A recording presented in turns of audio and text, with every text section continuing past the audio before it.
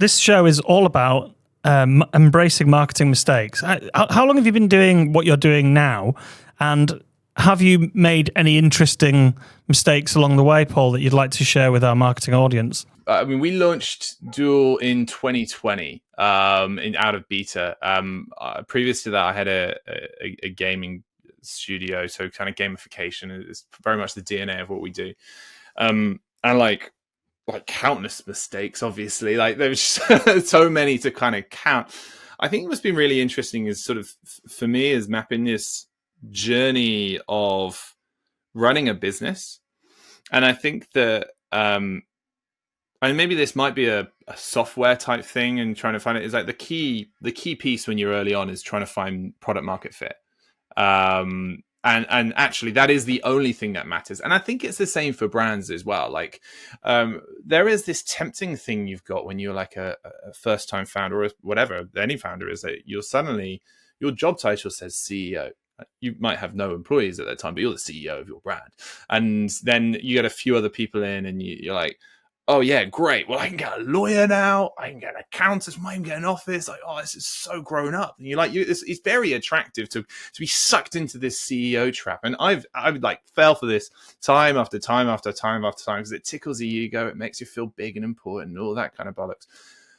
But there was only one thing that matters at that stage, is finding product market fit. Every single employee is just a distraction away from you finding product market fit, that you should only bring them on when you absolutely, absolutely need them there. And actually, your job should be in all of these things. You need to be the chief marketing officer, you need to be chief sales officer, you need to be the chief product officer, figuring out all these various things. Sometimes you probably, if it's tech, you're going to maybe want to couple with someone who's an engineer or a designer. There's probably this great, that's why co-founders work so well. So one person can really sort out product market fit, and another person can like take what they say and build it and make it reality. But all this other stuff you do, and like, oh, let's do a marketing campaign. Let's do these sort of things. There's that distraction.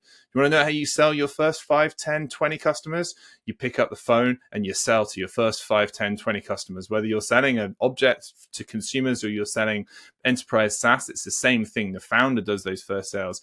And once you've got through to that kind of product market fit, is that thing of product plus market and its fit. I mean, it's obvious, right? But actually, if you really delve into it, you can change the product, you can change the market. Those are your variables, and you change your kind of the bits where you talk about your product to the market.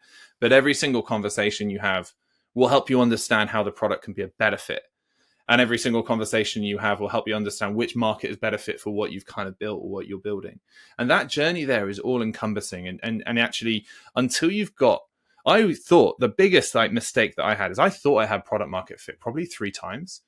2 of those times that company went bankrupt, ran out of then because it was just ego. It was like, oh yeah, people kind of want it. I think we've got product market fit. Did not happen.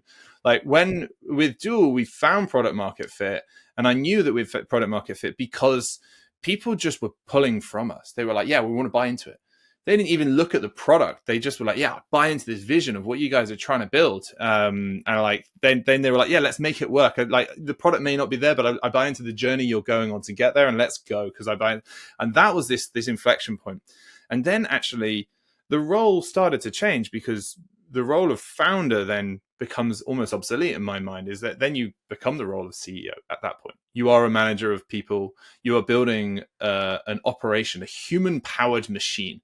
All these different cogs of different individuals that you've got to tune and work with and motivate and drive them, ensure they all go in the same direction. They're all motivated. They buy into your vision, the values, and they are the right ones, and figuring out when they are not the right ones and compensating them and funding them. And that's the job of a CEO. That's a very, very different role to being a founder. And I think that kind of idea of CEOship distracts founders from getting there. And they often never get to be a CEO because they forget that the job at hand of your very, very early stages is to find product market fit. And like, I have so many scars of thinking that I had that and realizing that I really should have just picked up the phone and done more sales calls and got immersed in the world of our customers to build a solution that they really, really needed. So those 2 companies that went bankrupt then, so was that a case of, you thought you had product market fit, you then got an in-house legal team, in-house HR team, and suddenly did it become unsustainable? And was that, was that on you? Were you the guy in charge in those cases? 100%. Like and that's another piece is just like often, earlier mistakes have been as, oh, this is the person to blame for that, and this is the person to blame for that. If you're the CEO, it's your fucking fault. Like whatever happens, that's your fault, and like what happened, you hired the wrong someone did a thing, they made a mistake, you put them in there or you approved them coming, it's your fucking fault. And so, like, of course it was my fault with those things that fell through, but yeah, specifically, we had an app that we thought was gonna take over the world. We actually had this, it was like 2014, everyone had an app. It was like totally the cool thing to do at the time, if you remember. And so I had an app. We were basically going to take down Snapchat or something, and then we were going to get featured by Apple. It was just going to be this global thing, right? It's going to like flip it, US feature all over the world. Everyone's going to use it, and it was going to be huge. Now, we were waiting for this big launch, just sort of sat there, the champagne's on ice, we've got the beers on the side, we're like, yeah, ready, this is going to be so big. And nothing happened. And then we started seeing these like users popping up in Turkey. Well, what's going on here? And true to their word, Apple did feature us. They featured us in Turkey. And so we got big in Massive in Turkey. Turkey for a bit. And again, it was like, yeah, this is great, we're gonna do it. But actually, part of the reason why I started Duel was because we were able to see very, very quickly from the data that this was a product that had no virality. There was no advocacy. And we were saying, oh, look, you can see users, they're downloading it. This is amazing. Yeah, people can do it in Turkey. And then it was like, but we could track all the downloads back to the App Store, and there were no other downloads. And because it's the absence of attribution which shows advocacy, shows word of mouth in cafes and conversations and calls and everything that happens. And we had no absence of attribution. And that's a really concerning place to be. And we went back, because at the time we'd raised some money, and we went back to them and said, look, we're not going to invest this capital in marketing because we don't have the product, and we don't think we can get this product to a stage within the time frame that we have. And so we'll just spend it more on marketing. We're like, no, there's no advocacy. And it was just like, they didn't understand it. I do have another marketing fuck up. Well, it's just like a large. Oh, go for it. So I'm not going to say the brand because they went defunct, but it was our first ever test that we did. And it was a children's wear brand. And because you were saying there earlier about how PR was like a crisis PR, they get the first person you call for it. And actually your crisis PR playbook is probably the same. It's just like, you're going to have to tell the truth. You're going to have to be honest and authentic. And that's the only thing that's going to get you out of this. Because you're probably in this scenario because you didn't align to like classic values, and now you're in this shit, and now you kind of have to do that Mia Cooper thing and just be honest about it.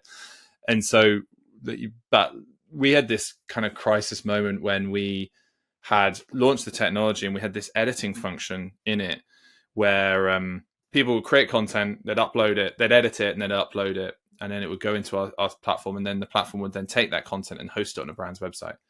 I probably shouldn't be telling you this actually, because but you've started now. You haven't named the brand. This was many years ago. It was like the first time we did anything. Yeah. What we didn't realize is that the editing function then took the raw files into the platform and then hosted the raw files. So it was a children's wear brand, and these parents had like taken their pictures of their little darlings wearing these products, and then they very carefully edited out their faces and put like emojis over them, and just cut it. And so we then took all this content, and then we just put it live, like 2,000 images of unedited images of children on their website, and there was just this uproar. We like caught it within within a few minutes, and we had to pull it down. And then we spent the whole weekend just recoding, re-engineering the entire platform to capture it and like get that stuff up there. But there was this kind of moment, the first thing you do is just like, what do we do here? Is just like, shit, this is our bad. Like, we fucked up. We need to actually go and actually kind of arrange it and find a solution to it. And that was that kind of like experience of the bad side of it. We screwed up, but how you deal with that to create a remarkable experience can give you a lift off point. That was just like, okay, well, I'm not going to just sit there and say, oh, well, that was the way it is. Like, you got to do something about it. But turning a negative experience into a positive one can often build brand love more than actually anything you did previously. And we ended up working with that brand for years afterwards.